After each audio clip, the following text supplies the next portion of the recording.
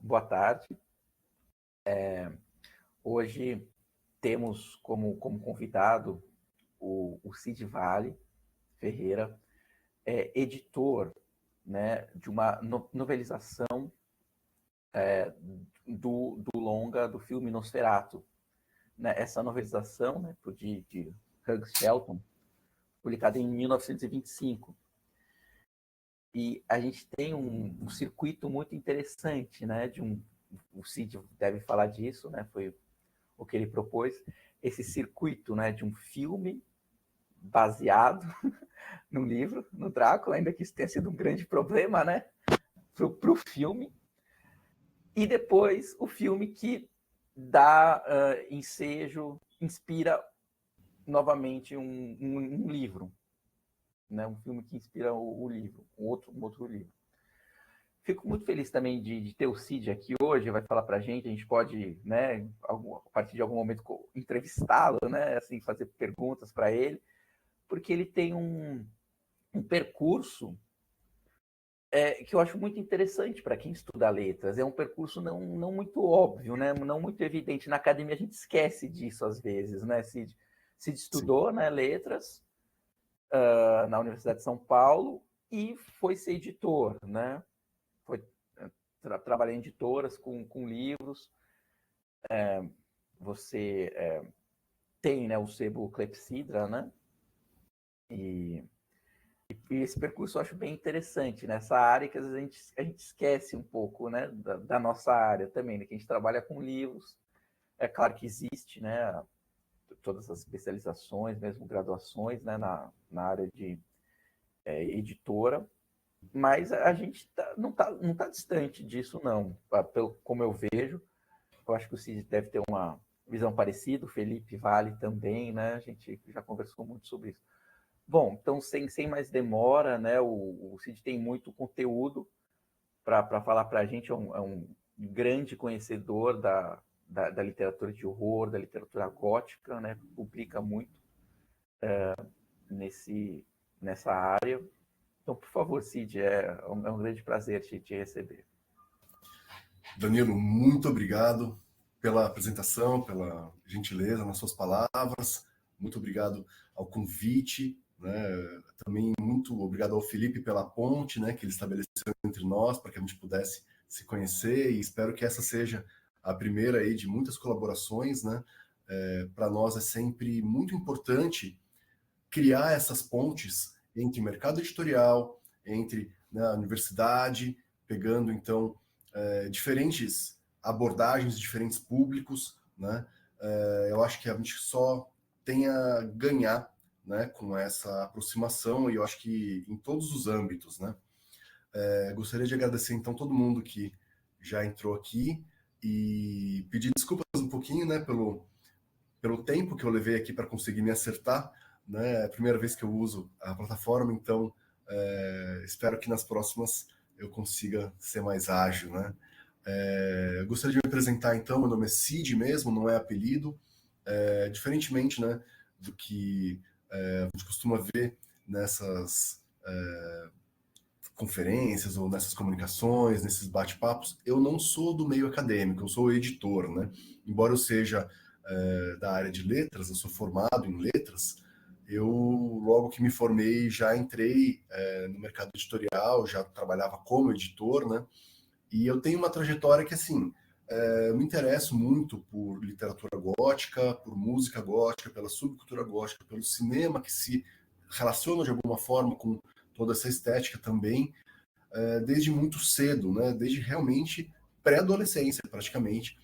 E eu comecei, assim, a me interessar em produzir material quando eu tinha uns 16 anos, mais ou menos, que eu fazia fanzines. Eu fiz alguns fanzines góticos, fiz alguns sites góticos, e eu comecei a editar de forma bem amadora no começo, com o objetivo de fomentar, né, essa cultura no Brasil.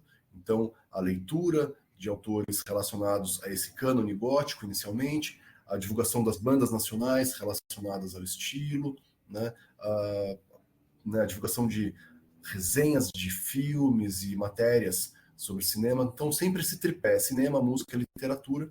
Durante um tempo eu fiquei mais focado na música, durante um tempo eu fiquei um pouquinho mais no cinema e depois um pouco mais agora na literatura. Mas sempre trabalhando com as três coisas em diálogo. Eu acho muito importante a gente não perder nunca de vista que as pessoas vivem, né, produzindo esse material num universo múltiplo, né? Então, quando a gente fala do século XIX, a gente não pode esquecer do teatro, por exemplo, a gente não pode se esquecer da música, né? Quando a gente fala agora do século XX, a gente não pode se esquecer, né, do cinema. Quando a gente fala do século XXI, a gente tem que ter os games, tem que ter, né, todo o universo dessa cybercultura em mente também, né? Então, essas artes, essas linguagens, esses modos são interconectados e se influenciam muito, né?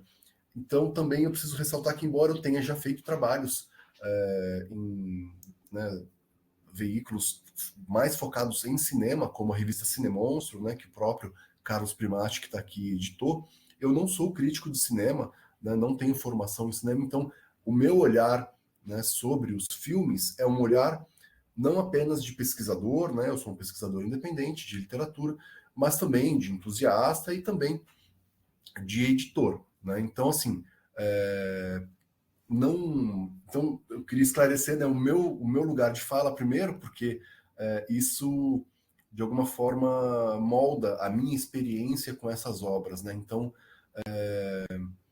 eu gostaria de tratar do Nosferatu sempre como uma derivação, né, do Drácula.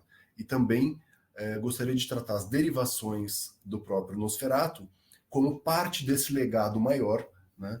Então, com isso, eu acho que a gente estabelece uma rede, né, de diálogo, porque nós temos, se a gente partir agora do século XX ali, né, do começo do século XX, do começo do cinema, para falar dessa obra, né, a gente vai ter todo um contexto prévio, né, que vai se fazer presente.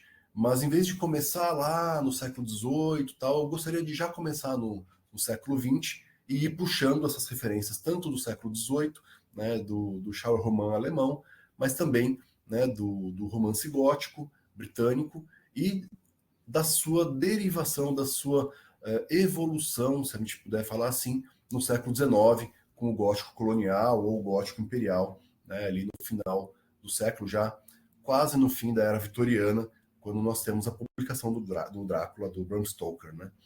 Então, vou pedir, por gentileza, para o Felipe passar o próximo slide, porque eu gostaria de comentar um pouquinho, né, embora todo o trabalho sobre o expressionismo como movimento já tenha sido, né, desenvolvido e bem desenvolvido aqui na primeira parte desse ciclo, eu gostaria de retomar algumas coisas, né, porque nós estamos falando de uma vanguarda, né, que faz parte ali das várias vanguardas do início do século XX, mas que teve uma manifestação diferente, né, em diferentes artes, em diferentes linguagens. Então, nós temos, por exemplo, estudos muito aprofundados, muito alentados sobre o expressionismo como uma manifestação estética na pintura, por exemplo, como uma manifestação estética na poesia.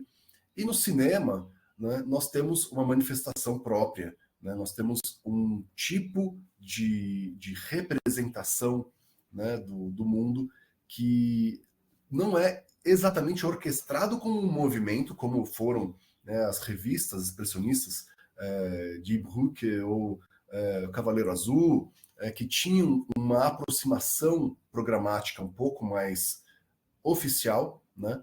Mas no cinema nós temos então algo comum entre diversos filmes, né? E esse algo comum, né, foi convencionado como expressionista, mas não necessariamente segue todas as características do que nós encontramos na poesia, no que nós encontramos na pintura, por exemplo. Então, quando a gente fala do cinema expressionista, só para retomar, nós estamos muitas vezes falando de um conjunto de técnicas, de um conjunto de temas, né, muito relacionados a esse tipo de relação que se estabelece entre o cinema e a literatura fantástica e ao imaginário fantástico prévio, né?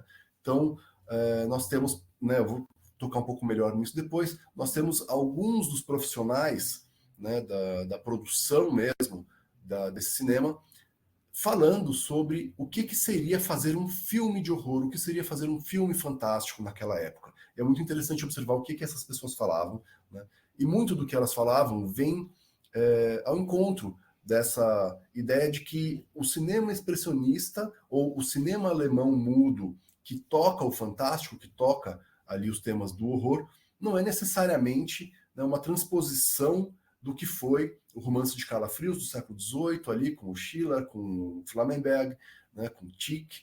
Não é, uma transposição direta do que foi a literatura fantástica, ali com o Hoffmann, por exemplo, né, Chamisso, ou Chamisso, não sei exatamente qual é a pronúncia, vocês me perdoem, mas é algo que carrega características muito próprias, né, da própria arte cinematográfica. Então, quando nós falamos dos temas da literatura, nós temos ali um ponto de partida, mas para falar do cinema nós vamos partir então de todo um outro conjunto, né, de todo um outro arcabouço, né, que vai receber essa mesma alcunha, né, mas a gente não pode tratar as coisas como se fosse uma continuidade sem nenhuma ruptura, né? Então nós falamos muito da poesia expressionista, por exemplo, quando nós vemos, por exemplo, um Georg Trakl escrevendo, né, um Jacob von Rhodes, como pessoas que estão ali trazendo elementos filosóficos, trazendo essa figura desse novo homem, né, trazendo uma inspiração ali de Nietzsche, trazendo experimentações formais com uma linguagem que é mais delirante, mais onírica, menos racional, né, mais exacerbada. E no cinema não é bem isso, né?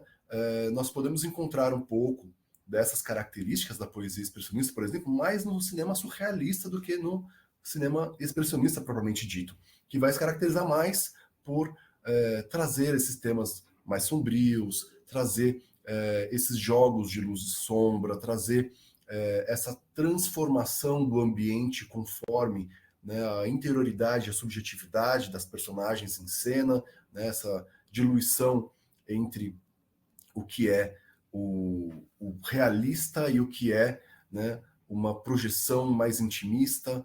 Então, a gente pode falar, né, que esse cinema que vai ser considerado expressionista, ele tem sim uma relação muito forte, né, com esses grandes temas da literatura desde o início, né? Nós temos ali, nos seus predecessores, ali, o Estudante de Praga, por exemplo, de 1913, uma relação muito forte com temas da literatura, né, como O Homem que Vendeu a Sombra, O Reflexo Perdido. Nós temos o Peter Schlemihl, nós temos obras do Hoffmann que vão, de alguma forma, dialogar com os temas que o Hans Evers vai trazer para o filme, né? Então, essa figura do Doppelgänger, né, criada ali pelo Jean-Paul Richter, né? E, embora, né, nós tenhamos essa relação muito próxima, temática com a literatura, no fazer artístico, o cinema se diferencia pela linguagem, pela técnica, né? Então, a maneira de trazer esses temas com os jogos de trucagem, com a sua exploração de uma fotografia mais nova para a época, né? Como, por exemplo, quando nós temos a aceleração das cenas para demonstrar alguma característica sobrenatural, ou quando nós temos a inversão, né, de polaridade de cor para poder transitar do mundo, né, do mundo sensível, da realidade sensível palpável, para um mundo espectral, né, como acontece na cavalgada ali do Orlok, que chega na carruagem em meio a uma floresta espectral para buscar o corretor imobiliário que vai oferecer ali os contratos de compra para ele.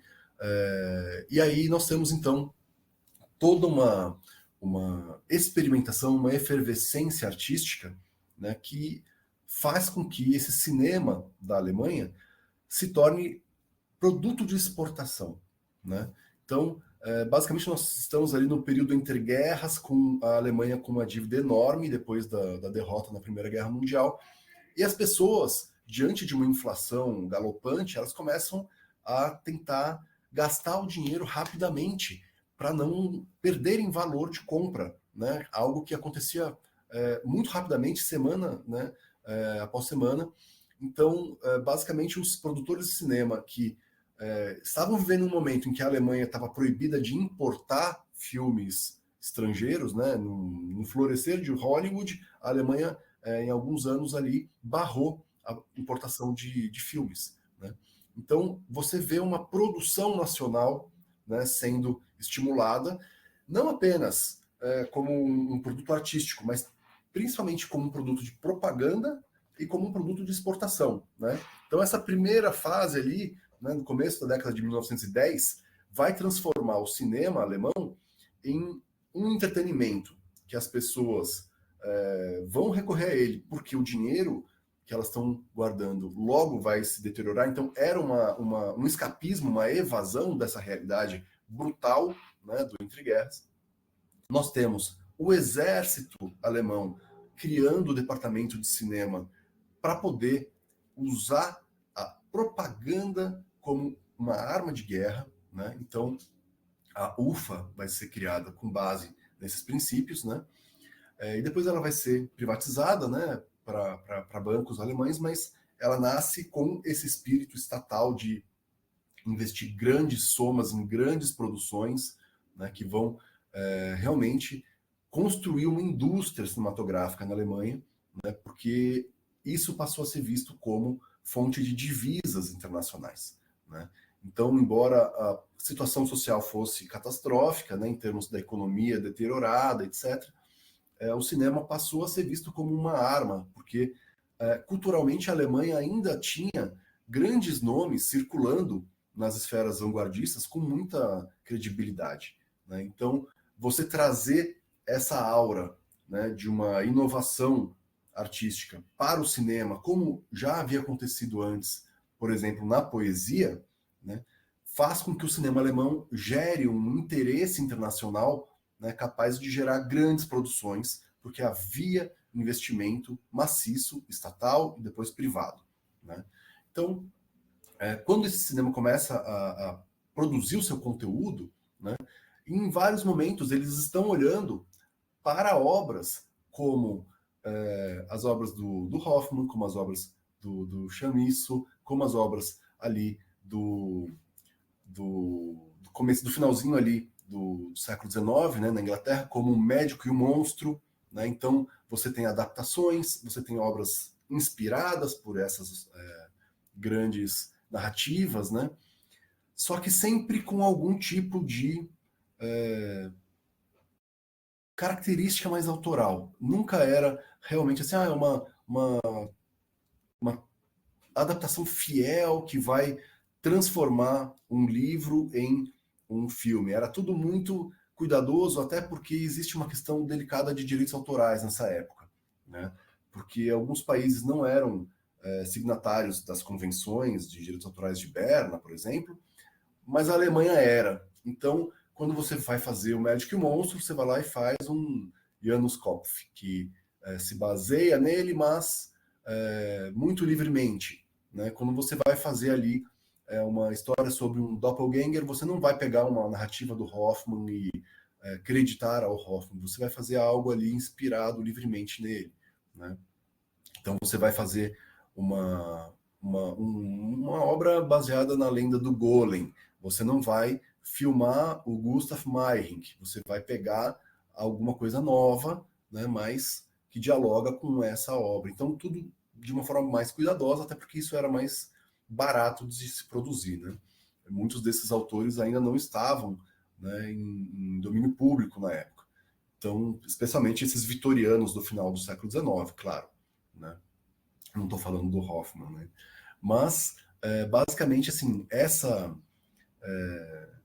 esse cuidado, né, essa apropriação ali de temas da literatura leva, então, a uma grande quantidade de filmes né, sendo feitos ali para trazer essa nova arte, essa nova forma de você lidar com uma gramática cinematográfica, né, que não estava totalmente ainda madura, né? Então nós temos uma série de análises hoje que vão olhar para esses filmes e comentar, poxa, olha, a trucagem ali ainda não estava muito bem definida, existem muitos cacoetes teatrais ainda, né? Então o cinema ainda não tinha se afirmado totalmente como linguagem, mas nós temos alguns pontos ali marcantes nessa produção que dialogam com o que é essa transformação de uma adaptação pura e simples da literatura para uma derivação, para algo que é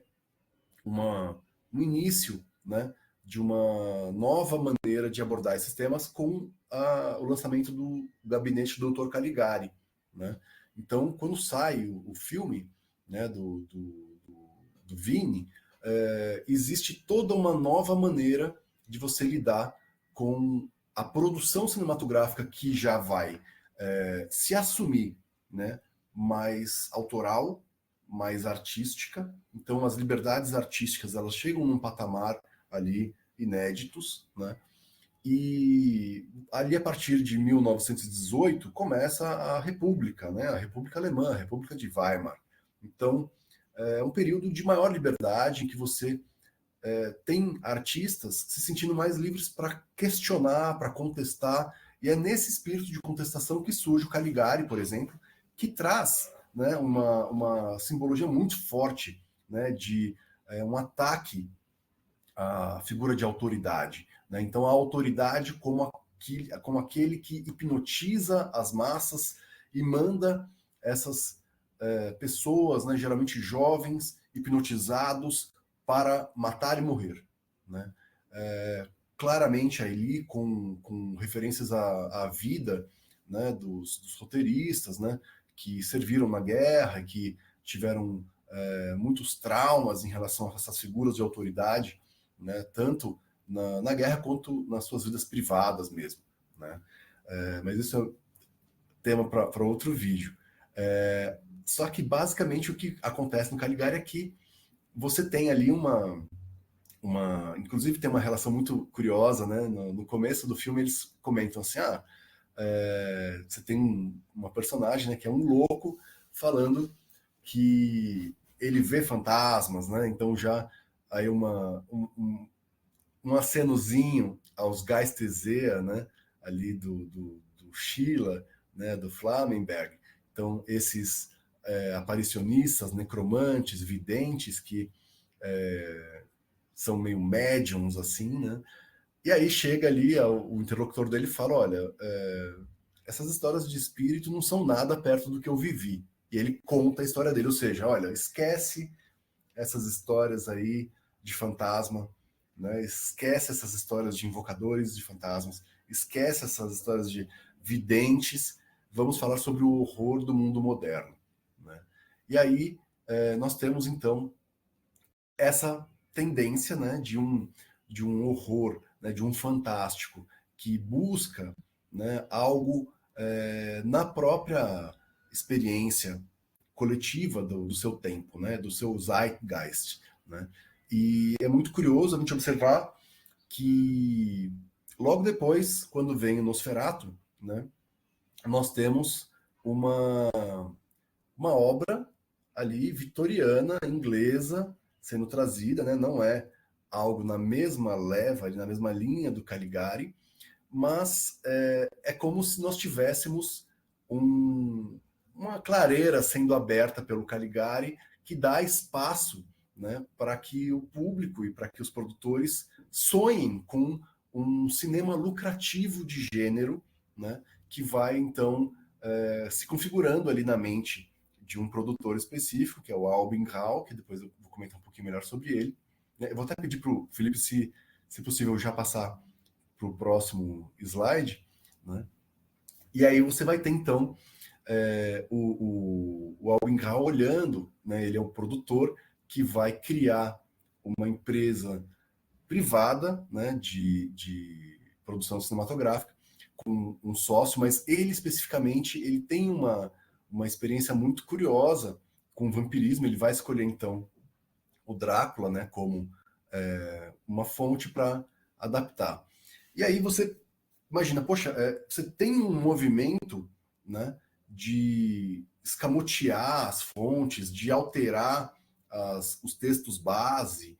Você tem uma tentativa de afastar um pouquinho os filmes das suas fontes literárias e, de repente, né, no momento em que o cinema alemão viu a face mais moderna do terror, mais autoral, mais delirantemente artística, aparece, né, um produtor querendo fazer Drácula, né?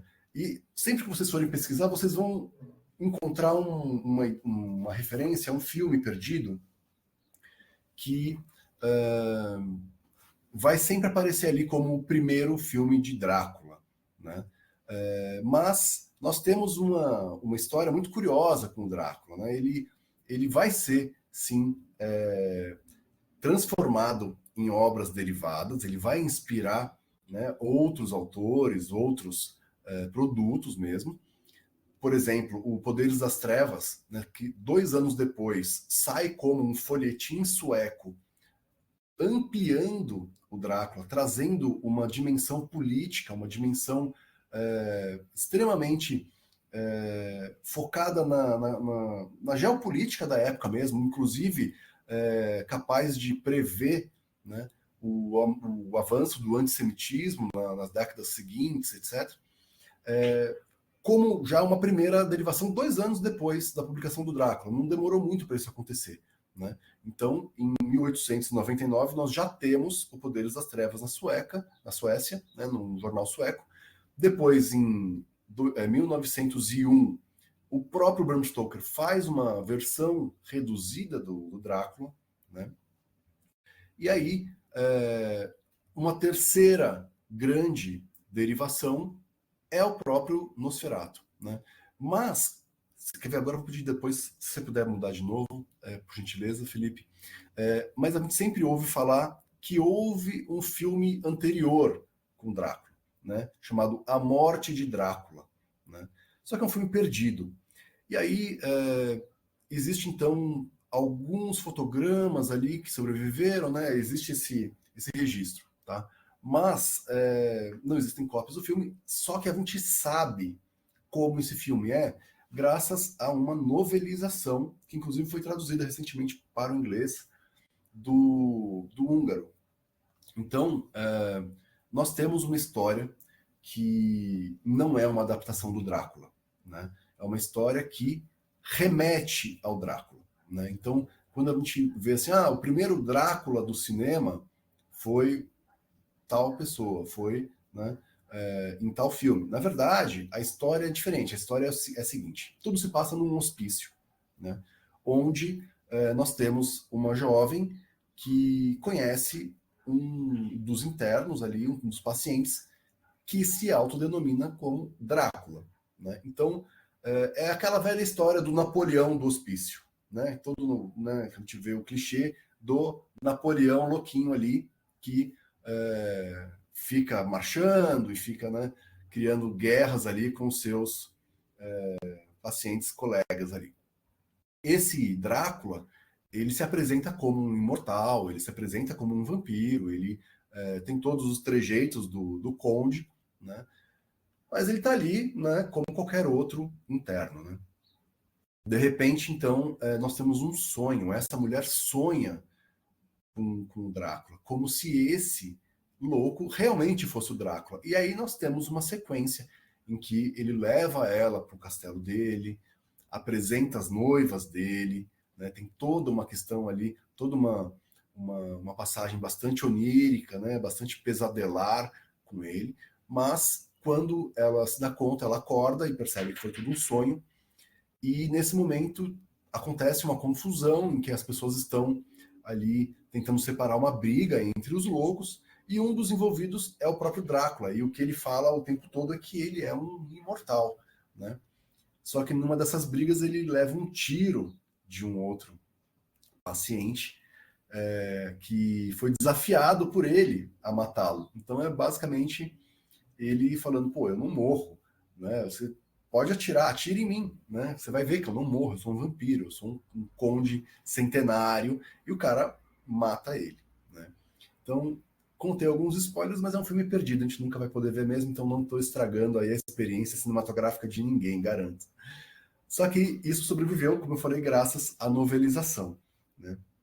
Então, gosto de comentar isso para não deixar nenhuma dúvida, né, de que esse, né, personagem não é o Drácula, é um louco que crê ser o Drácula, é diferente. Então, vou pedir para o Felipe de novo passar um pouquinho o slide, por gentileza. E o que acontece é que quando, né, o Albin Grau se convence de que é possível criar uma produtora, né, de que o cinema alemão tem credibilidade internacional suficiente, de que é possível ter um retorno financeiro alto com essas produções, ele reúne uma equipe extraordinária, né? Então ele vai fazer uma série de artes conceituais, né? Eu coloco aqui no meio um exemplo. Então ele cria várias representações do que ele tinha em mente, né, para convencer esses profissionais a se juntarem a ele, né? Ele faz pôsteres, né? Tem um outro ali no lado com o vampiro literalmente com uma cabeça de rato, né, com um nariz gigantesco, né? E aí ele vai então começar a divulgar essa ideia, né? Agora eu vou pedir para o Felipe passar de novo o slide, por gentileza. E quando ele vai começar a divulgar, ele faz um ensaio, né, numa revista sobre cinema, em que ele conta um caos da vida dele, de quando ele estava no exército, e ele foi incumbido de uma missão de tirar os piolhos das cabeças das pessoas que viviam numa certa região. As pessoas eram muito contra essa ação do exército, que era bem invasiva, de entrar na casa e passar produtos químicos na cabeça das pessoas e, né, higienizar o corpo delas, querendo elas ou não, né? E aí, numa dessas incursões, ele vai falar que estava numa certa cidade isolada e que ele ouviu uma história de vampiros. E ele vai então escrever um ensaio contando, quase como uma crônica, né, o que foi essa experiência dele, ouvindo, né, essa pessoa falando sobre como o pai dela era um vampiro real. E ele divulga essa história como um caso real, e no final ele conta que entrou em contato com o F.W. Murnau, né, o Friedrich Wilhelm Murnau, que era um grande nome da época, né, um dos maiores diretores da época, e ele confirma que vai lançar um filme inspirado nessa lenda dos vampiros, né? Ou seja, ele faz um marketing, faz ali uma divulgação meio sensacionalista ali, com partes das lendas conhecidas, né, sobre o vampirismo, porque a Alemanha ela teve uma participação muito impressionante ali na consolidação do folclore vampírico, né? Antes, quando havia o Sacro Império Romano Germânico e também o Reino da Prússia, esse território que falava alemão ia ali de um pedaço da França, né, onde depois virou Alsácia-Lorena, etc., até a Polônia, ia pegando parte ali dos países dos Balcãs. Então, você tem no auge ali desses dois territórios uma troca muito forte entre diferentes culturas, né, que tinham o alemão como uma língua comum ali. Então, lendas, por exemplo, de onde hoje é a Alemanha, como a do Nastzera, circulavam relatos da Sérvia sobre vampiros que voltavam dos túmulos para atacar os seus familiares, também circulavam, né?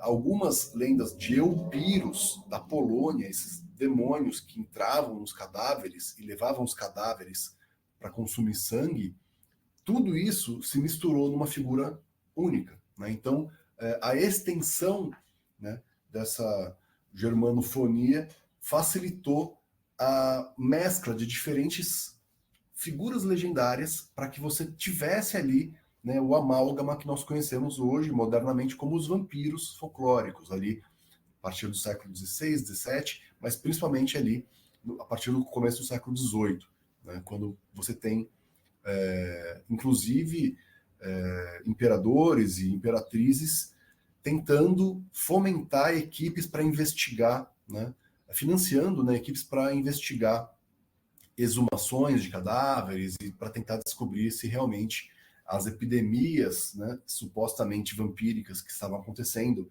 em certas regiões da Europa eram cientificamente válidas ou não, né?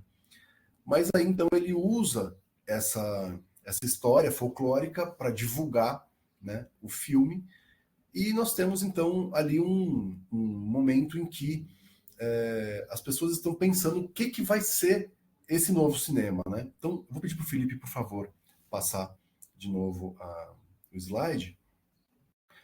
Uma das pessoas que foi convidada a participar, né, do projeto foi um roteirista, né, o Henrik Galeen, que vai fazer então um ensaio, alguns anos depois, refletindo sobre o que é fazer um filme de fantasia, fazer um filme de horror, né? E é muito interessante que o que ele defende no texto dele é basicamente que esse legado, né, da literatura, dos romances de calafrios, do romance gótico, ele não é mais tão presente, né?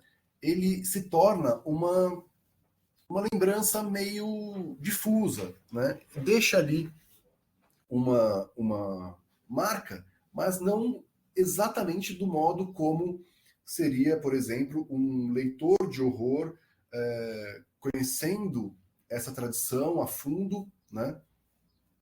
Mas sim como uma espécie de reflexos distantes do que aquilo foi, né? E que era importante pegar esses temas e relacioná-los à realidade da época. Então, ao que vinha pelo inconsciente, né? Como as dores da época, como, né, as aflições, as agruras da época, né? Então, de alguma forma, ele está olhando para esse legado do horror como uma fonte de inspiração, como né, um repositório formulaico de como contar histórias fantásticas, mas ele está preocupado em pegar no seu tempo quais são as aflições, quais são, né, os pontos sensíveis que podem ser relacionados, né, a essa realidade. Então ele vai tratar especificamente, né, dessa questão do inconsciente, né, algo já que demonstra ali uma presença do Freud também, né, nessas produções. Então é interessante que o que faz o Caligari, por exemplo, quando recupera a figura dos hipnotizadores, né, que aparecem no Hoffman, por exemplo, né, quando pega a figura dos gatunos, né, que invadem à noite ali as casas, que é algo mais moderno, que aparece nos seriados de crime ali, por exemplo, especialmente os franceses, né? É uma mescla, né? O que acontece é uma mescla entre passado e presente, né? Então, o horror da Primeira Guerra, né, como pano de fundo, né? Mas as figuras são mais tradicionais, o hipnotizador, né, farsante, né?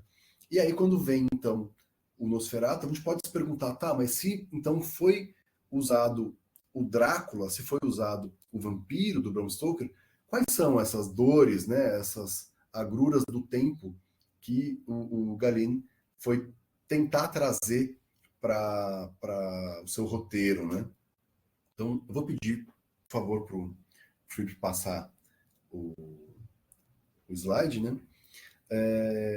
Porque, basicamente, assim, essa equipe ela vai criar uma expectativa de que está chegando o cinema de horror, né?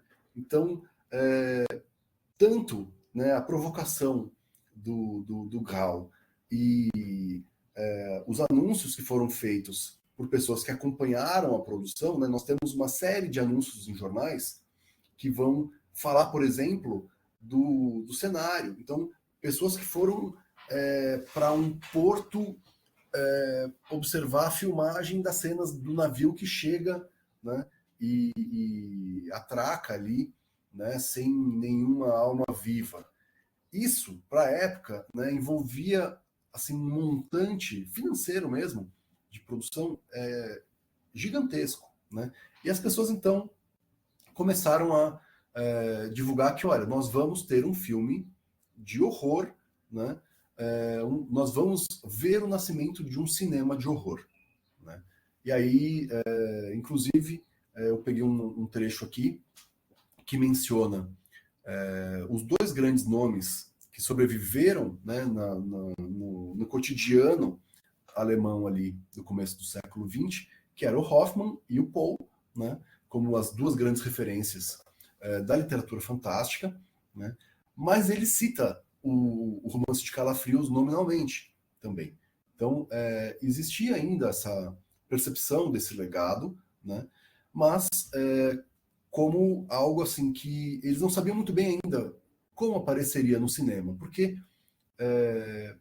em outra matéria eles falam do Caligari, por exemplo. Olha, existe uma experiência que foi o Caligari, agora nós temos outra, e é uma experiência diferente. Então, havia também a sensação de que Caligari era uma coisa e Nosferatu era outra. Caligari era algo relacionado à guerra, aos soldados robóticos, a esse delírio da loucura, né? E Nosferatu era visto como uma tentativa, então, de você trazer essa literatura gótica, de horror, mais pura para o cinema, sem tantas liberdades, assim, sem tantas adaptações, né? Então, a sensação que se tinha antes da estreia do filme é de que finalmente nós vamos ver uma obra como o Drácula nas telas. Né? E como vai ser isso? Por que alguém iria para um cinema para passar momentos de terror? Né? Então isso é muito discutido nesses textos. Né? Vou pedir para o Felipe passar de novo, por gentileza, né, o slide. E aí acontece um evento, né, ali no Zoológico de Berlim, que é uma grande festa, um festival Nosferatu, né, que convida as pessoas e pedem para que elas apareçam ali vestidas, fazendo ali uma espécie de cosplay daquele período, esqueci o nome agora, Bildebund, não lembro agora, esqueci agora, que é aquele período ali de mais ou menos 1830 até 1870, que é visto como um período mais idílico, mais modorrento, mais conformista ali da vida social alemã, né, que é justamente quando se passa o filme. Então, o Felipe Vale deve saber bem aí qual que é o nome desse período aí. Se ele puder colocar no chat depois, eu agradeço. Esqueci completamente a palavra. Mas as pessoas iam, então, vestidas, né, como se fossem cidadãos de uma outra época. Né? Aí, isso mesmo, Bidea Maia. Né? Então, que é justamente um período tido como muito pacífico e muito, assim, meio covarde em termos políticos até, né, conformista e tal, que é justamente o que vai ser contrastado com o horror da presença do vampiro. Né? Então, essa narrativa que vai construir essa situação inicial de calmaria constrói esse momento com a apresentação de uma família, de jovens que estão ali no início de um casamento, morando ainda com amigos, ou seja, fica meio claro que eles precisam de um impulso financeiro para ter mais autonomia, né? Então, a esposa ali muito melancólica, brincando com um gatinho, né? Ela precisa ali de alguma coisa boa na vida dela, o marido vai viajar para longe para tentar fazer negócios e mudar a vida deles. Tudo assim, muito inocente e tudo muito, né, de certa forma, até meio pueril, assim, na maneira como a sociedade é retratada, justamente porque vai haver um contraste enorme ali com esse país dos fantasmas que vai ser visitado, com essa figura que vai aparecer, né? Só que, infelizmente, essa festa ela foi alardeada mais do que deveria, né? Ela virou um fenômeno social ali na época do lançamento, e alguns convites não pouparam referências. Então, para chamar as pessoas, né, um dos ganchos de marketing, um dos pontos de venda foi justamente falar que era um filme que adaptava Drácula. E aí foi o tiro no pé, porque alguns desses convites circularam para fora de Berlim, né, e chegaram, inclusive, as notícias da adaptação do Drácula para a Florence Stoker, que antes, né, era a Florence Balcom, né, que então cuidava, né, do espólio do seu falecido marido Bram Stoker, né? E a Prana Films não tinha de forma alguma licenciado, né, esse material. E aí a ideia era de que era uma produção muito cara, né, que envolvia algo que para a época não era muito comum, que eram as filmagens em espaços abertos. Então, o Nosferatu, assim, para a arte cinematográfica, ele é muito importante também por ter trazido essas locações abertas, né, com luz natural, né, é algo que o Murnau trouxe ali como um mestre mesmo, né, quando isso não era ainda muito comum, né, quando o estúdio ainda era muito a caixinha onde o cinema era produzido, né. Então,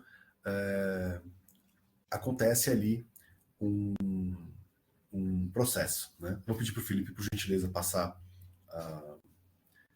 o slide, né. E aí a viúva do Stoker, então, ganha, né, esse processo e consegue que, né, os juízes intercedam pela destruição de todas as cópias do filme, né. Então, basicamente, nós temos ali uma grande busca, né, pelos filmes, só que o que acontece? Nosferatu estreou nos Estados Unidos, né, que não assinava a Convenção de Berna, que não estava nem aí para direitos autorais naquela época, né? Então, as cópias que estavam nos Estados Unidos, né, sobreviveram, né? Existem registros disso, e também existem algumas suspeitas de que a França teria abrigado também algumas cópias, né? Mas que eu saiba, que eu já tenha lido registros, foi de cópias nos Estados Unidos mesmo. Inclusive, havia cópias que circularam com os intertítulos apontando Drácula como título, né? Então, são relíquias aí em rolos menores, né? São filmes parciais, né? Não é a versão como longa, né? Mas existem alguns rolos que ainda trazem essa especificação, né? E então o filme foi destruído. Quer ver, Felipe, se você puder passar aqui, por gentileza, o slide, vê se você consegue aí. Pode até passar de novo mais um. Perfeito. Então, quando começa essa perspectiva, né, de que nós vamos, então, perder o filme, geralmente você não tem, né, mais como acessá-lo, né? Então você tem ali em 22 a estreia, o filme vai para outros países, continua, né, sendo levado internacionalmente para outras exibições. Inclusive o Primati descobriu que aqui no Brasil ele foi exibido como O Lobisomem, né? Então é um dos títulos mais curiosos, né, que a gente pode imaginar para um filme chamado Nosferatu, né? Aliás, Nosferatu é uma palavra que provavelmente não é uma palavra real, né? A gente tem aí uma etimologia muito complicada, né, em relação a esse termo, porque ele aparece num livro que o Bram Stoker consultou sobre a Transilvânia, chamado The Land Beyond the Forest, que é a tradução para o inglês de Transilvânia, né? Então, Transilvânia significa a terra depois da floresta, né? Além da floresta, né? E aí, basicamente, o o termo aparece ali como um sinônimo de vampiro, né? E aparece assim também no Drácula, né? Só que algumas pessoas tentam descobrir ali se existe algum termo grego ou algum termo romeno que possa se relacionar a essa palavra, mas não existe ainda nada definitivo, nada conclusivo, né? Então, provavelmente foi alguma palavra que esse inglês ouviu, né, na Romênia e interpretou mal. Basicamente, essa é a teoria mais aceita hoje, né? Então, uma das formas, né, que encontravam para atender ao público que não tinha mais como assistir aos filmes depois que eles saíam de cartaz, porque geralmente eles saíam do país, iam fazer carreira internacional, etc., ou então raramente eram consultados em cinematecas, etc., que era algo que não era ainda muito consolidado também, né? A gente sabe aí que boa parte dos rolos eram tratados como descartáveis mesmo, e 90% aí do que foi a produção do cinema mudo se perdeu, né? Então, talvez até mais do que isso. Então, a gente sabe assim que existia uma forma de interesse genuíno por essas histórias que não tinha como ser saciada. E aí, uma das indústrias que surgiu na cola do cinema foi a indústria das novelizações, né? Então, nós temos, por exemplo, em vários países, revistas, né? Então, os periódicos especializados em trazer novelizações de filmes que já não estão mais disponíveis no cinema. Em 22, então, é lançado Nosferatu. Em 25 é publicada a novelização francesa, né? Em dezembro de 25, em francês, bem ampliado em relação ao filme, né? Então a história ganha muitos diálogos, ganha uma série de novos detalhes e novas camadas, novos elementos de construção de personagem, né? E é curioso porque quem escreveu essa novelização, e o crédito de autoria é de Hugues Chalton, embora Hugues Chalton provavelmente seja um pseudônimo coletivo de várias pessoas que escreveram várias novelizações, porque não existe informação nenhuma sobre quem é essa pessoa, e dificilmente uma só pessoa poderia ter escrito tanto quanto, né, nós temos atribuído a ele.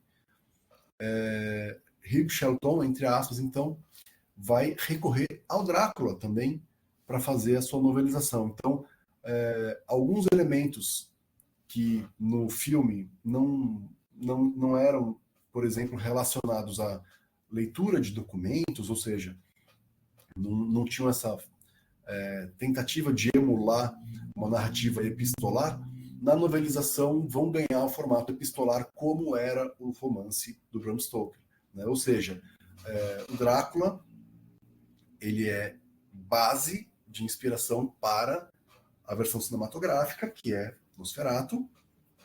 Quando Nosferatu é destruído quase que totalmente e desaparece de cena, surge uma novelização que usa elementos do Drácula de novo para poder preencher alguns espaços, né? E, de alguma forma, esse autor ele ajuda a levar, né, o Conde Orlok para uma direção que não estava apontada no filme. Então ele tem uma visão política, né, que não é explícita no filme, então ele se sente parte de uma elite governante que deve se sobrepor aos mortais. Ele tem algumas falas assim que lembram um pouco a intriga, inclusive do Poderes das Trevas, né? Ele tem um comportamento muito constrangedor, às vezes, de falar coisas inapropriadas, assim, de uma maneira que ele vai, por exemplo, se aproximar do Jean, que é a versão francesa, né, do Ruta, né?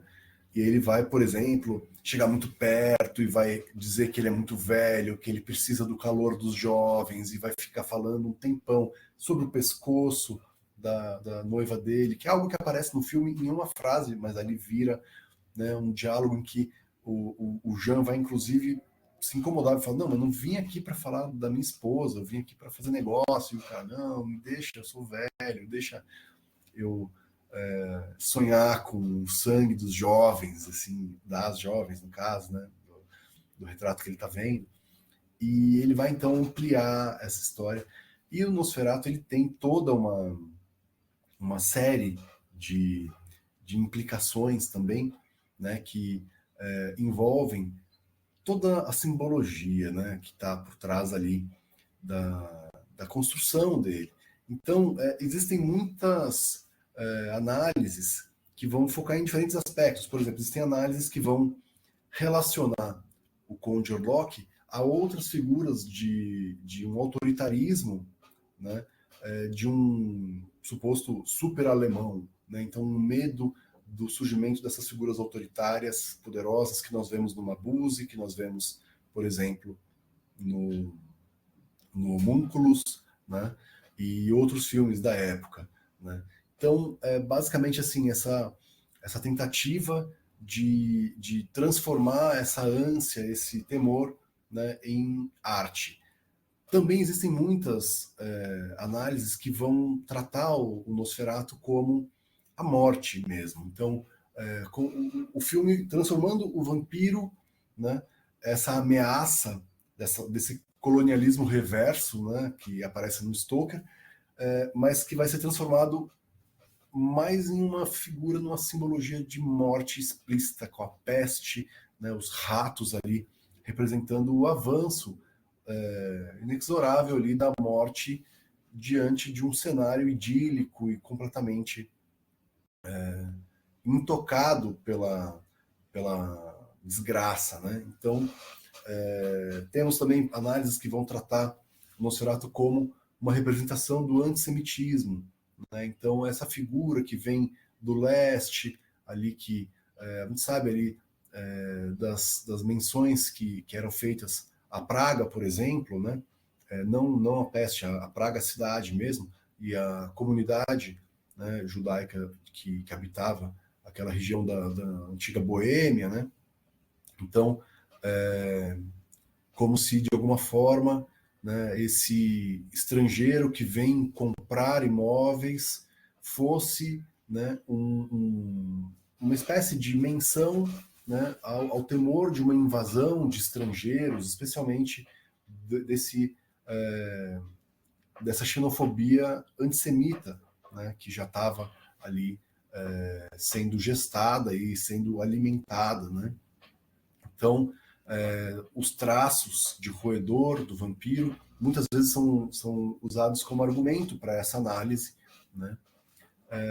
E existem também, claro, né, análises que vão tentar olhar para o Nosferatu como uma obra de arte ali que cria, né, um caminho para a representação do horror no cinema, do fantástico no cinema, com propostas que incluem tanto o uso, né, de truques, né, por exemplo, quando o vampiro vai transportar as caixas, né, de terra do país dos fantasmas para carruagens que vão transportá-la, tal, tipo, a taxa de frames é acelerada. Então é como se ele tivesse uma velocidade sobre-humana, né? Uma força sobre-humana, carregando sozinho no braço caixas grandes de terra. Né? A cena que eu mencionei, né, da carruagem fantasma é um outro exemplo. Né? Mas o que ficou mais icônico, né, e torna, né, inesquecível toda a representação que nós temos desse filme são as imagens construídas com as sombras. Né? Então, geralmente, quando nós pensamos no caráter expressionista do filme, vem muito essa relação, né, que se estabelece ali entre não propriamente o que nós estamos vendo, mas o que pode representar aquilo que nós estamos vendo. Né? Então, a sombra que sobe, né, pela escada, a sombra que abre a porta, a sombra que mesmo pertencendo, entre aspas, a um corpo distante, alcança com as suas mãos ali o coração da sua próxima vítima, né? Então, o que significa, né, essa projeção de morte, essa projeção do perigo que é o vampiro, né? E usando, então, essas particularidades da linguagem cinematográfica, né, é possível você transformar o vampiro não apenas naquele um conde que mora na Transilvânia, que vive num castelo, tem 3 noivos. Essa coisa mais concreta da personagem dá espaço na linguagem cinematográfica, que é mais concisa, né? Você vai assistir ao filme ali uns 90 minutos, mas é muito diferente de você passar uma semana lendo o romance, né? Então, a solução dada, né, pelas imagens acaba sendo muito simbólica, muito metafórica e muito exitosa na sua proposta, né? Porque se a gente for pensar, essas cenas se tornaram inesquecíveis, elas se tornaram icônicas, né? E antológicas, né? Então, eu diria que o Nosferatu ele consegue traduzir, né, o Drácula não apenas no sentido de oferecer uma adaptação que preserva, né, boa parte do espírito da narrativa original, né, dispensando o máximo possível do que não caberia, mas ele transforma, ele transmuta a linguagem literária para aquilo que é mais essencial nela, né? Então ele consegue trazer elementos que se relacionam, sim, com as angústias do tempo, né? Usando o vampiro vitoriano como um veículo para isso. E ele consegue também fazer com que aquilo que nós vemos em páginas e páginas e páginas do livro se resuma e seja transformado, às vezes, em pequenas passagens visuais, né? Então, eu consideraria o Nosferatu, nesse sentido, uma adaptação não apenas no sentido de nós termos um romance virando roteiro, sendo filmado, mas também de uma carga simbólica sendo reavaliada para significar uma outra coisa, num outro contexto cultural, num outro recorte de tempo, né? De modo que você tem uma diferença brutal entre o que é a experiência de ler o romance e o que é a experiência de assistir ao filme, e mesmo assim, o Nosferatu ser considerado quase que unanimemente como uma representação melhor do Drácula do que aquelas tentativas mais fiéis de levar o Drácula para os cinemas. Então, eu colocaria basicamente assim o Nosferatu como um triunfo desse cinema expressionista, né? Tanto do ponto de vista técnico, né? Do ponto de vista narrativo, né? E do ponto de vista também da arte cinematográfica. Eu acho que ele tem êxitos, né, em todos esses campos, e não à toa ele é até hoje considerado aí um marco, né, uma obra-prima, e tem deixado um legado que até hoje se multiplica e se enriquece, né? Nós tivemos, então, a versão semi-sonora dele, né, que é, se eu não me engano, a 12ª hora, é o nome? É algo assim, que alguns anos depois, né, se eu não me engano, na década de 30 ainda, inclui algumas cenas novas, sonoras, né, e tenta vender o filme como algo já adaptado para esse universo sonoro. Nós temos a refilmagem do Werner Herzog, em 79, né, o Nosferatu, o Vampiro da Noite, que aprofunda totalmente essa metáfora do vampiro como morte, como inclusive com cenas assim que vão remeter à iconografia medieval da peste, né, as danças macabras, né? Então, os festins ali, os banquetes sendo dados em meio aos mortos, com referências a temas como o Triunfo da Morte, por exemplo, medieval, né? e também a própria dança macabra, as pessoas literalmente dançando ali em meio aos cadáveres, né? E o Nosferatu ele foi visto, né, segundo o próprio Herzog, como uma espécie de porto seguro para retomar a cultura alemã depois ali de esses jovens que viram seus pais ainda nazificados ali, né, com vergonha dos seus pais, né, esses jovens então passaram a olhar para os seus avós como referências, né. Então o Herzog fala muito isso. Nossos pais criaram uma sociedade monstruosa, né? Então eles tinham uma certa dificuldade de lidar com essa produção cinematográfica do período nazista, né? E para retomar a cultura cinematográfica alemã, ele fala que ele pula então todo esse período e volta ali para a década de 20 para reencontrar o cinema alemão anterior ao nazismo, né? E embora algumas pessoas vejam um prenúncio do nazismo na figura do Conde Orlok, dessa figura de uma autoridade monstruosa, é claro que isso não é uma unanimidade, nem todo mundo vê, né, o filme como essa prefiguração, né? E não apenas, né, o Herzog, mas vários outros realizadores voltam pro Nosferatu, desde o humor, nós temos Nosferatu em Bob Esponja, em filme de comédia brasileiro, nós temos no chamado Terrir do Ivan Cardoso, né, o Nosferatu no Brasil, nós temos obras que vão explorar toda a mística da produção do filme, como, por exemplo, A Sombra do Vampiro, do Elias Merritt, que vai trazer, então, a equipe como personagens, né, numa ficção em que o Max Schreck, que é esse ator maravilhoso, que traz uma interpretação sob medida ali, né, como se ele fosse um vampiro real, né, naquele contexto ali da produção do filme, né?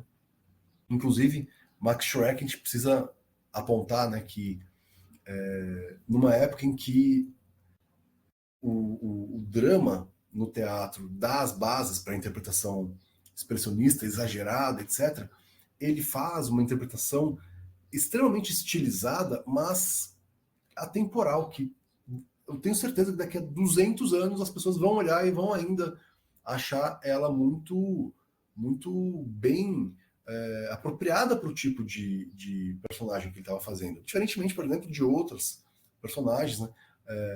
O personagem do Ruta, por exemplo, que tem uma expressividade extremamente caricata, inclusive de acordo com os ditames da época, mas que marca muito a época, que marca muito ali as décadas de 10 e especialmente a década de 20 no cinema, né? Então as influências das companhias teatrais, né? A Lotte Eisner fala muito sobre isso no livro A Tela Demoníaca, né? Vale a pena dar uma olhadinha.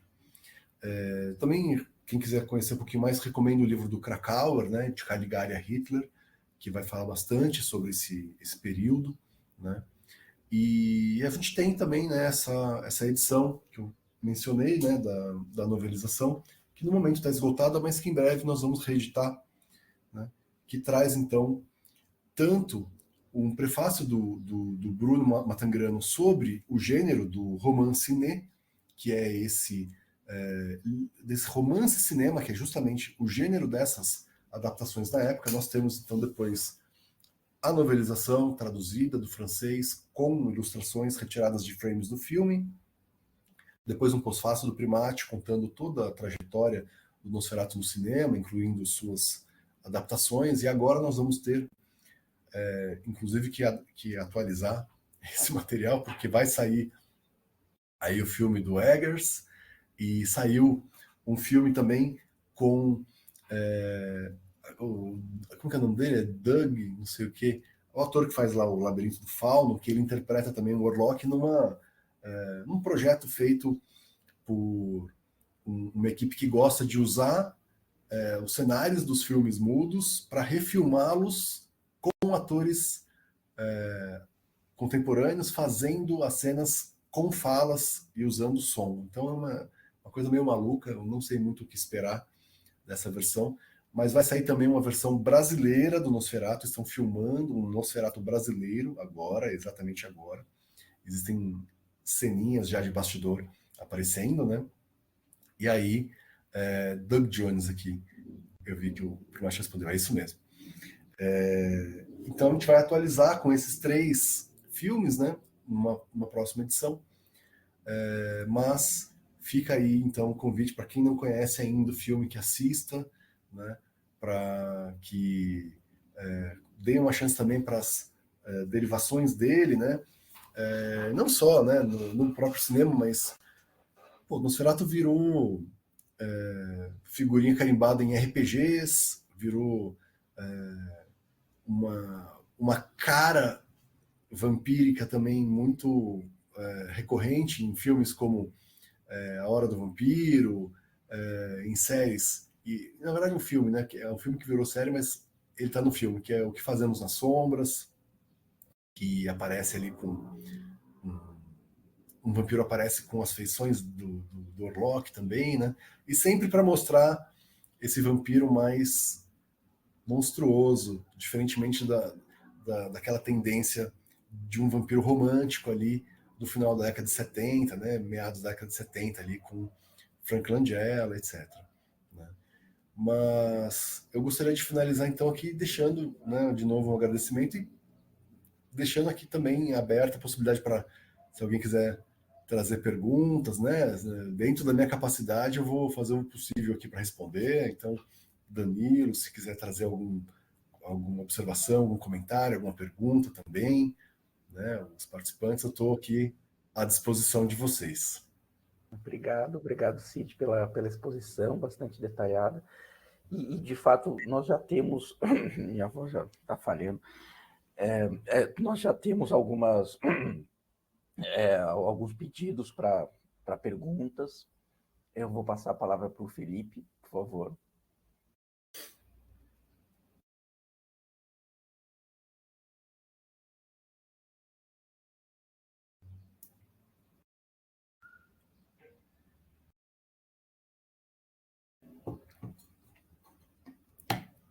Felipe, você levantou a mão, gostaria de fazer um comentário, uma pergunta.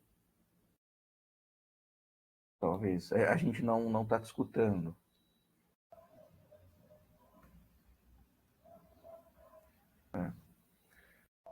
A Magali também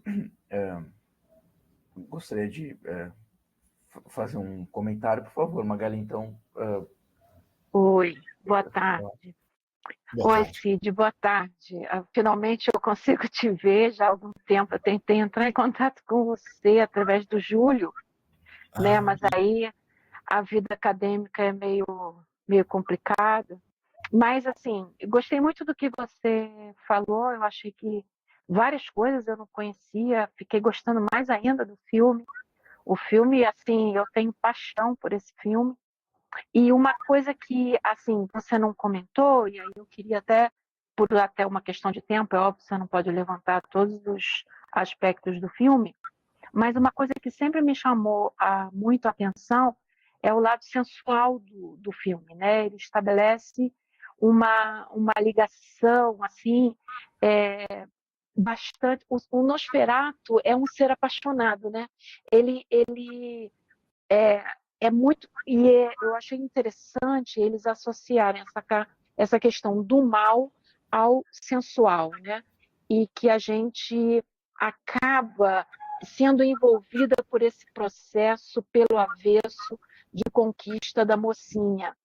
E aí, fazendo um contraponto com aquilo que você falou, do Bida Maia, que é uma menina que brinca lá com o cachorrinho, uma menina que deve ter uma vida sexual horrorosa com aquele marido, um cara sem sal, um cara pequeno burguês, né? Porque é aquela vida limitada, pequena burguesa, você tem tudo de bom, do melhor, mas você não tem a chama da vida. Aí vem o Nosferatu e traz essa chama da vida para para a mocinha e ela fica enlouquecida. E a gente até gosta do Nosferatu, que ele traz essa vida para a mocinha, né? E só fazer essa alusão, porque é um ponto que eu gosto muito do filme, eu achei que foi muito inteligente eles fazerem essa pegada do desejo, que isso está muito presente, né, nos filmes de um certo ponto do expressionismo, essa relação com a negação do desejo, e aí eles darem essa palheta inversa do desejo, né? É muito legal. E o expressionismo é uma coisa assim super maravilhosa, mora no meu coração. Então Sim. tá, agradeço aí pela sua palestra, achei que foi muito bacana, muito legal. Magali, muitíssimo obrigado pelos elogios, assim, fico lisonjeado de verdade. E se a gente não conseguiu estabelecer esse contato antes, nunca é tarde, vamos lá. E excelente ponto, assim, que você levantou, é realmente uma das características mais diferentes, né? Se a gente for pensar entre Drácula e Nosferatu, é um dos pontos que realmente divergem, porque ali nós temos uma história de sacrifício, né? Então, o Nosferatu ele termina, né, com uma compreensão por parte da mulher de que ela vai usar, né, a sua sensualidade, né, para abater o mal. E ela vai usar a sua sensualidade como arma, ela vai usar a sua pureza como uma cela, uma prisão para impedir que esse monstro, né, continue devastando ali, né, aquele mundo. E eu acho que existe um componente, sem dúvida, né, do desejo, da sensualidade, né, que na novelização é exacerbado. O vampiro, ele realmente, em alguns momentos, ele se comporta como quase um sátiro mesmo, monstruoso em termos do desejo bastante pronunciado, né, guiando os atos dele. No filme, isso também, especialmente na cena em que ela está deitada, né, e ele vai aos poucos se reclinando sobre ela, é uma cena que mescla, né, esses registros, né, da cama com a morte, então Eros e Thanatos. Mas eu acho que tem um outro elemento que a gente pode trazer, que é o fato de o Albin Grau ele ser um homem típico do final ali do século XIX, começo da década de 20, com interesses, por exemplo, em ocultismo, nas ordens iniciáticas. Ele fez parte, por exemplo, da Fraternitas Saturni, né? Quando ele estava fazendo o filme, por exemplo, ele vai trazer uma série de elementos ocultistas para o filme. Tem uma cena em que o Orlok está lendo uma carta mandada, né, pelo Nock, e vários caracteres, vários sigilos, vários códigos mágicos aparecem nessa carta e que eram usados por essas ordens iniciáticas. E uma dessas ordens que deu origem à Fraternitas Saturni é a Ordo Templi Orientalis, que tinha como um dos seus mitos primordiais a iniciação, que era o mito da jovem virgem que se perde na selva para uma fera, né? Então é um mito secular, né, que os ocultistas, alquimistas vão cultuando e que é basicamente essa figura, né, do encontro, né, essa narrativa, né, esse mito do encontro de um feminino muito idealizado e muito relacionado a uma pureza de experiência com a figura masculina monstruosa. Então, os contos de fada, as lendas desse encontro fortuito entre a fera e a donzela estão muito, muito presentes na OTO, na Fraternitas Saturni, né, como símbolos da iniciação. Então, em vários rituais que eles fazem, inclusive a Fraternitas Saturni, décadas depois, fez um busto do grão-mestre delas com as feições do Orlok, né? Eles têm uma relação muito forte, né? Prana Firm, Albin Grau, Fraternitas Saturni e o Gotus, que é o grão-mestre da ordem, todos eles com o Nosferatu, né? Então, é uma história que também pode significar uma maneira de você veicular imageticamente o encontro dessas duas forças, desses dois arquétipos, que vão culminar numa síntese, né, da iniciação espiritual. Então, nenhum dos dois deve sobreviver, nem o feminino sem a experiência, né, o feminino só tido como um repositório da pureza, e nem esse masculino monstruoso. Então, é como se fosse ali uma tentativa de mostrar o fim de dois arquétipos que não são mais bem vistos naquela época. Os ocultistas fazem isso por meio de rituais. Ele fez por meio de um filme, né? Então, eu colocaria também essa dimensão iniciática, né? Embora, obviamente, não esteja em forma alguma contradizendo a representação do desejo, da sensualidade ali, porque é claro que no aspecto visível é assim que se dá, né, a solução do problema, né? A sensualidade como arma, retendo a saída do vampiro até o momento em que o mundo passa a ser fatal para ele, né? Então ele não consegue existir mais naquele ambiente. Mas eu traria também que não descarto a possibilidade de ser um ritual mesmo, em formato de conclusão do filme.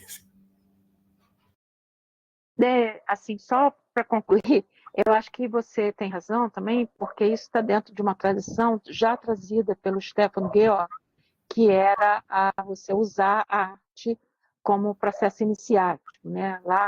Lá desde o simbolismo e vem trazer para as telas. Isso faz absolutamente todo sentido e está dentro desse apego também, que não só a arte, mas, de uma certa forma, todo mundo ali na virada do século XVIII, do século XIX para o século XX, tinha com a questão do esotérico, exotérico, magia negra, magia branca, aquilo ali, todo mundo, é como se quase todo mundo ali participasse de uma seita oculta, né? Isso ali vivia no cotidiano e até o imaginário da própria Primeira Guerra estar envolvida com esse cenário de magia negra, de feitiçaria, essas coisas todas. E eu só faria essa ligação também, que com esse elemento iniciático, eu acho que ele também, do jeito que você está mostrando, ele está presente tanto no Caligari, mas sobretudo no Fausto,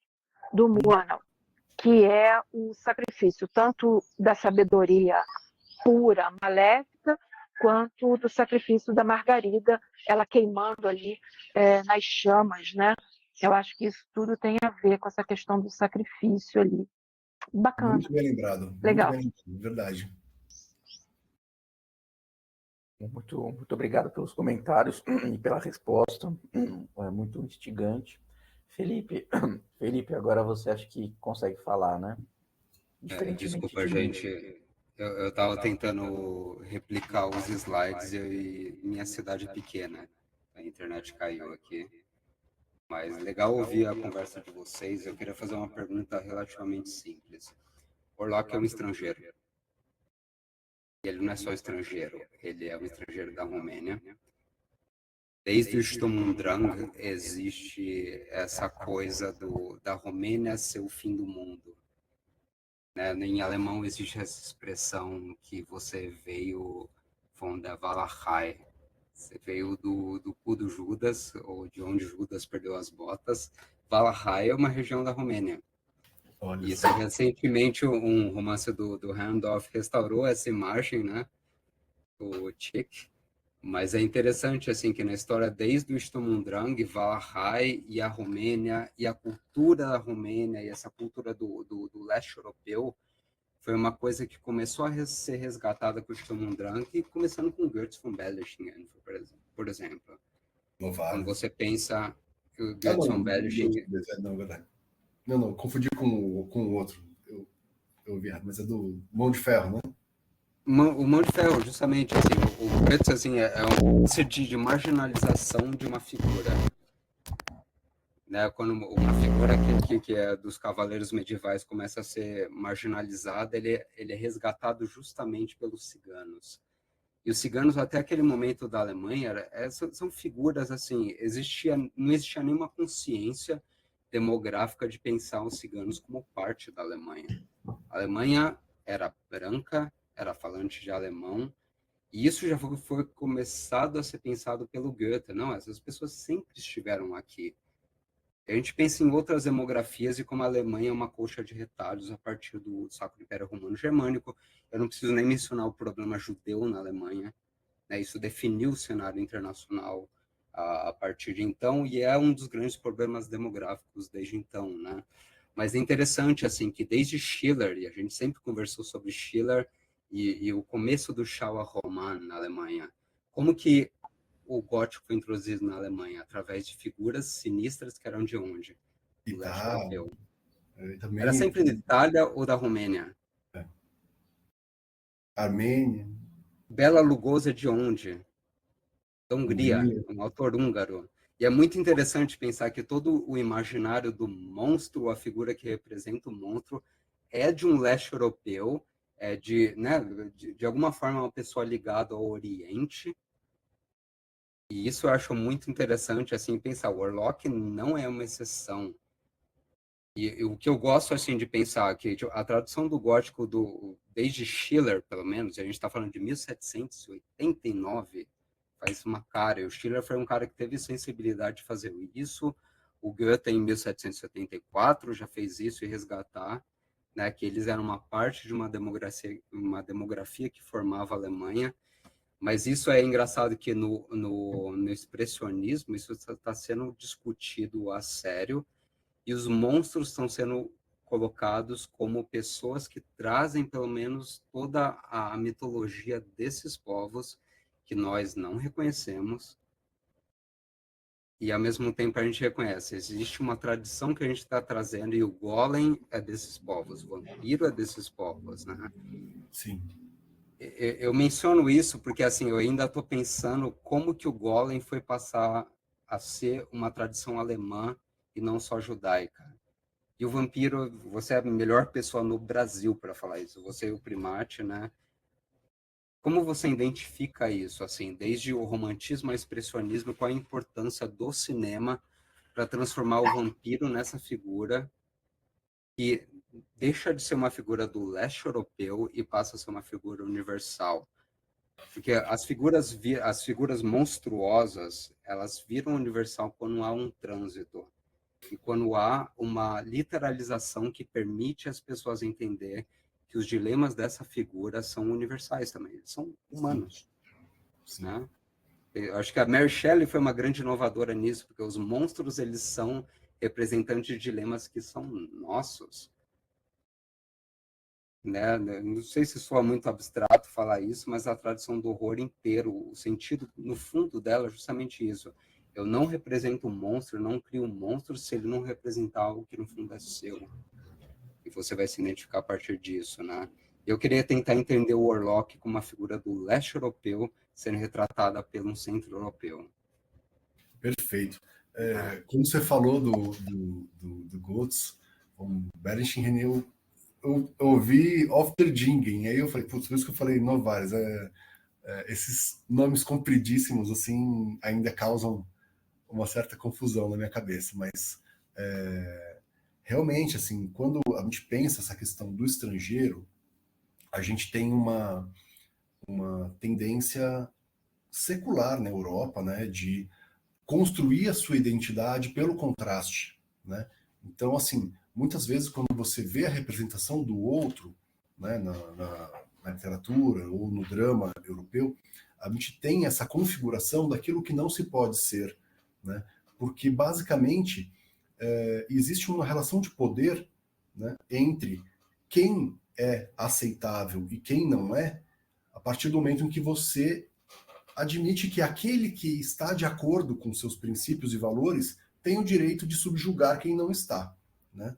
Então, eu acredito que a desumanização do outro e a caracterização do outro fora de uma configuração moral e civilizatória aceitável é uma maneira de você legitimar o controle do outro, a invasão do território do outro, né? Então nós temos uma relação muito forte da colonização e da mente colonial, né, construída aí durante séculos, com essa caracterização do estrangeiro como algo que não compartilha da sua humanidade, né? Então, se você for ver, por exemplo, os sermões do Padre Vieira, você vai encontrar coisas absurdas ali sobre os indígenas, né, que vão legitimar, né, a dominação católica ali. Então, você vai ver, por exemplo, menções ao fato de os índios não terem, os indígenas, né, não terem reconhecido o vinho trazido pelos portugueses e, portanto,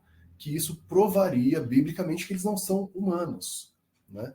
Então, assim, coisas desse tipo, eu acho que estão na base dessa configuração do estrangeiro, né, como não apenas alguém que rivaliza com você, que ameaça o seu território, né, que pode te invadir, que pode trazer, né, um perigo de morte, de expropriação, mas, simbolicamente, o estrangeiro passa a ser construído não apenas como um perigo externo, mas como um perigo intelectual, moral, filosófico, que deve ser tratado de uma maneira cada vez mais rigorosa mesmo, né? Então, quando a gente vê no gótico a característica do principal do estrangeiro, principalmente na Itália, né, que a gente vê, por exemplo, os italianos ali no Chile, por exemplo, ou quando a gente vê como eles tratam, né, os apelidos dados para os vilões, é o armênio, é o siciliano, né?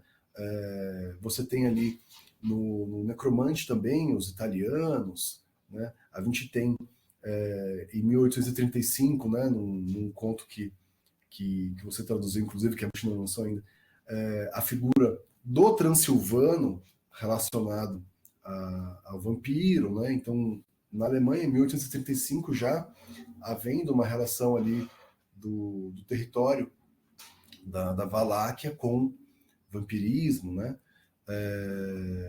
E, por exemplo, o Rauschnick, ali que vai transformar a vampira dele, a noiva morta, numa condessa italiana, né? Então, nós temos essa configuração do estrangeiro como aquilo que não se pode ser, como uma afirmação daquilo que se é, né? Então, basicamente, tem uma questão religiosa muito forte aí. É basicamente um conflito protestantes versus católicos, né, que justifica, né, em grande medida ali, para os ingleses e para esses autores alemães, uma afirmação, né, dos valores alemães, dos valores britânicos ali, né, porque basicamente você transforma a França, né, no seu grande rival, né? A França era o grande polo de discordância geopolítica na época, mas em vez de atacar a França, você ataca o caráter da França. Então você ataca a Itália para atacar o catolicismo, porque a França é católica. Então não fica explícito que você está, como inglês, atacando a França, não fica explícito que você, como luterano, está atacando o católico, né? Mas você fala, por exemplo, do horror da Inquisição, você fala do horror ali dos séculos passados. Então você vai construindo a figura desse outro goticizado, monstruoso, que é o quê? Eu vou colocar lá na Inquisição características monstruosas nos vilões. Só que, na verdade, essas características são observáveis e são reconhecidas pelo meu público leitor como características contemporâneas dos meus rivais geopolíticos. Então, eu vou falar sobre o inquisidor que torturou inocentes. Mas o discurso dele, o comportamento dele, a religião dele, são traços dos franceses que estavam ali rivalizando com a Inglaterra, por exemplo, né? Então, você tem assim, o holandês voador, de repente aparece a figura do holandês voador. Depois que a Inglaterra faz uma guerra, né, em 4 grandes momentos, em 4 grandes batalhas com a Holanda, porque você tinha 2 frotas comerciais ali, as companhias a Companhia das Índias Ocidentais e o equivalente holandês, né, concorrendo com a Inglaterra. E de repente, a Inglaterra destrói essa frota holandesa, vence a Holanda e aparece esses fantasmas no mar, esses fantasmas holandeses no mar. Então você goticiza o seu rival político, econômico, transformando-os em monstros, né?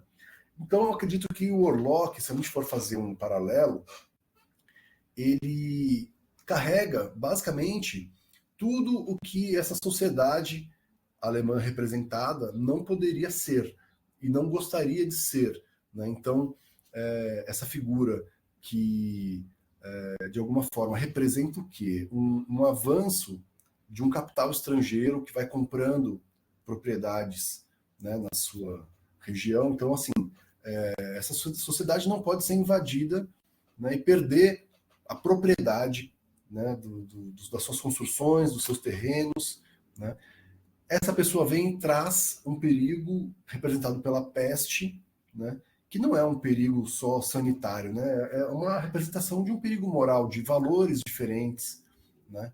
Então, essa criatura abjeta que vê um retrato de uma mulher e fica obcecado com ela. Então, assim, essa figura de miscigenação, né?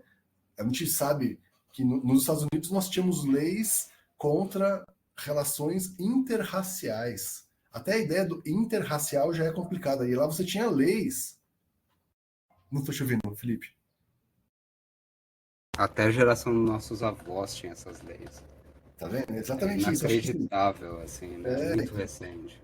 Não, é muito recente. Então, eu acho que o Orlok ele se comporta como uma espécie de hub de todos esses temores. Então, o temor, no momento que a economia está fragilizada, a Alemanha está endividada, de que o capital externo domine e tire proveito dessa situação. Outra coisa, um momento em que você está tão empobrecido que você não tem como recusar o avanço dessas migrações que vão ajudar, de alguma forma, a endireitar a economia do país, mas trazendo valores diferentes dos seus e se envolvendo com sua filha, com a sua esposa, com as suas mulheres, né? Então, essa figura do homem estrangeiro que vai se envolver com as suas mulheres é muito, muito frequente no discurso xenófobo, né? Então, especialmente quando envolve racismo, né? Essa imagem, imagina sua filha, sabe? Isso é algo que tem, eu acho que uma representação nessa cena em que o Orlok está ali na cama com a Ellen, né? E eu acho que não dá para descartar essa questão do antissemitismo também. Então, embora seja algo discutível, né? Porque não dá para saber até que ponto isso realmente foi algo pensado, mas assim, eu imagino o Orlok como não como o colonialismo reverso do Drácula, que é mais ou menos a análise do Stoker, mas como essa xenofobia do entre guerras, né? Sim, eu relacionaria ao antissemitismo também, né? E ao medo de uma fragilidade econômica abrir portas para uma dominação pelo estrangeiro, sabe? Eu vejo mais ou menos por aí. Posso só complementar, Danilo? Você quer... Não, eu Eu falo sei que que temos muitas pessoas aqui comentando, fazendo perguntas pelo chat, também levantando a mão, e já estamos no adiantado da hora, né? Temos outras atividades também. Beleza, se Então, você quiser ler as perguntas, tem uma pergunta aqui, Cid, também, se você conseguir ser o mais conciso possível, do Roberto, perguntou sobre a figura do Drácula. Se você sabe se ela surge mesmo com o romance do fim do século XIX, Ou existe algum folclore, histórias de cunho vulgar a respeito da lenda? Então, basicamente, assim, no romance do Bram Stoker, existe uma insinuação de que o Conde Drácula seja o Vlad Tepes, né, o Vlad III da Valáquia. Insinuação, não é uma afirmação categórica. Por quê? Como se trata de uma obra epistolar, tudo em primeira pessoa, o próprio Conde fala do Vlad III como um verdadeiro Drácula. Então, ele se coloca como alguém da mesma família, né? E que admira esse antepassado, só que ele pode estar sendo irônico, falando dele mesmo na terceira pessoa, porque, afinal de contas, ele está conversando com um inglês que não sabe que ele é um vampiro e que ele não sabe que ele pode viver durante séculos, né? Existe o Van Helsing falando, tratando, né, o Conde como esse guerreiro valáquio também, só que não existe assim uma comprovação dentro do romance, ou seja, diegeticamente não há uma prova de que se trata do Vlad III, né? Tudo leva a crer que sim, né? Os indícios são muito fortes de que ele seja o Vlad III. E o nome usado pelo Stoker vem justamente do Vlad II, Drácula, e do Vlad III, Drácula, né? O filho do dragão, o filho do Drácula. Só que existem inúmeras histórias sobre o Vlad, inúmeras sobre a crueldade dele, sobre a maneira como ele colocou a Valáquia sob o jugo autoritário dele, né? Mas existem pouquíssimas relações dele com a figura do vampiro, né? Se você for pesquisar hoje, você vai encontrar pessoas falando que quem criou essa relação foi o Bram Stoker. Só que a gente descobriu algo anterior que já faz isso, né? Então, existe na Alemanha, sim, uma obra que faz isso. Eu não vou comentar agora porque a gente está prestes a lançar, então deixa para depois. Mas já havia, né, uma menção a essa relação Vlad e vampiros, né? Agora, quando você pensa nessa figura do Drácula, né, não havia uma lenda de que, poxa, ele era um vampiro, assim, até pelo menos antes da década de 1830, não havia registros associando as duas coisas. O que havia é, pô, o corpo sumiu, né? Mas, sabe, a cabeça foi exposta publicamente, né? E o resto do corpo, onde é que tá, né? Agora, não é porque um corpo sumiu que as pessoas necessariamente pensavam que ele era um vampiro, né? Então existem algumas leituras um pouco, eu diria, apressadas, assim, que associam essas coisas de uma forma um pouco, sei lá, leviana, eu acho, né?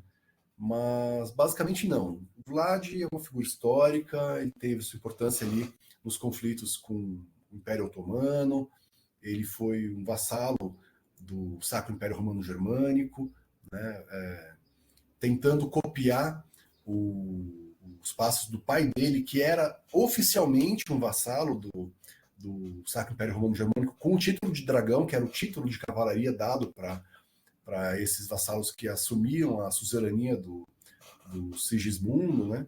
Então, assim, não tem... Tirando essa narrativa que a gente vai publicar, que eu comentei, não conheço, pelo menos, nada anterior ao Drácula que faça essa relação vampiro e Vlad. E temos... vai ter que ser a última questão, por questões de tempo. Rogério, por favor. Tá sem ter como ligar o microfone? Tem como mandar por escrito? Se quiser mandar por escrito.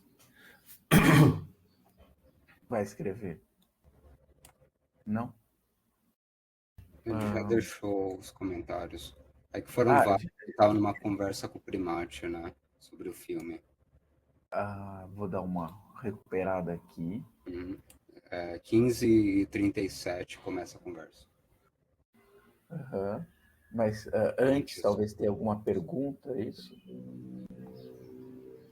Tem várias perguntas.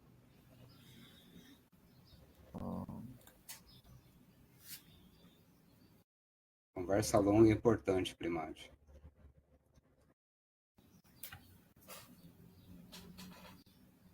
O Primati perguntou se eu prefiro o Drácula do Langella ou do Gary Oldman. É complicado, porque o Langella é o byroniano, né? Eu amo essa tradição, né? Tipo, do vampiro byroniano, pô, eu acho incrível o que ele fez ali. Só que o Oldman faz parte da minha história. Eu assisti quando eu tinha 12 anos várias vezes, então eu acho que eu fico muito dividido, assim. Eu reconheço a importância dos dois, difícil mesmo, nem sei falar, assim, mas os dois são muito admirados por mim. E entre o Murnau e o Herzog, eu também tenho dificuldade, mas assim, eu fico com o original porque é de onde veio, né, tudo. Mas eu sei que o Herzog melhorou muitos aspectos dele. Então eu reconheço que cinematograficamente, em termos de arte, tá, o Herzog aprimorou muita coisa, mas a raiz é a raiz, né? Então eu acho que o Murnau, por ter criado tudo, merece um crédito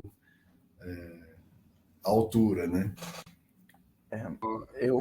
Eu agradeço bastante as contribuições, os comentários. Fica o convite para a gente se reencontrar na sexta que vem e continuar a conversa também, quando a gente tem a fala do Felipe Vale, e justamente sobre o Golem, né? O Cid já fez esse gancho um pouco, né? Falou, não vou entrar tanto no Golem, isso é questão para uma outra conversa, e a gente vai ter essa oportunidade de ter uma conversa inteira sobre isso na sexta-feira que vem, né, nesse mesmo horário, com o Felipe. Bom, agradeço muito a participação, a presença de todas as pessoas. Obrigado hoje, né, especialmente, Cid, por ter feito toda essa exposição, bastante instrutiva, muitos pontos. Acho que eu mesmo, né, tem vários pontos aqui que eu deixei anotado para ir pesquisar mais. Luísa, também minha companheira aqui, minha parceira no ciclo. Você gostaria de fazer considerações finais? Agradecer muito, pedir desculpas por não ter conseguido estar aí com a câmera ligada mais cedo, desde o início. Eu estou chegando de viagem de um congresso e peguei um trânsito no caminho, mas peguei a maior parte da fala e foi um prazer. Muito obrigada, Cid, por estar aqui com a gente. Obrigada a todo mundo pela participação também. Obrigado, Luísa. Foi meu, foi incrível estar aqui com vocês, poxa. A professora Magali, gostaria também de alguma consideração. Eu agradeço hoje a presença. Bom, então, claro, né? Mais comentários, mais questões, mais papo para a conversa, mais temas, mas a gente acho que pode deixar isso também para os próximos encontros. Agradeço novamente e até semana que vem, então. Melhor descanso. Gente, obrigado pelo espaço, pela gentileza de todos. Obrigado. Obrigada. Até mais.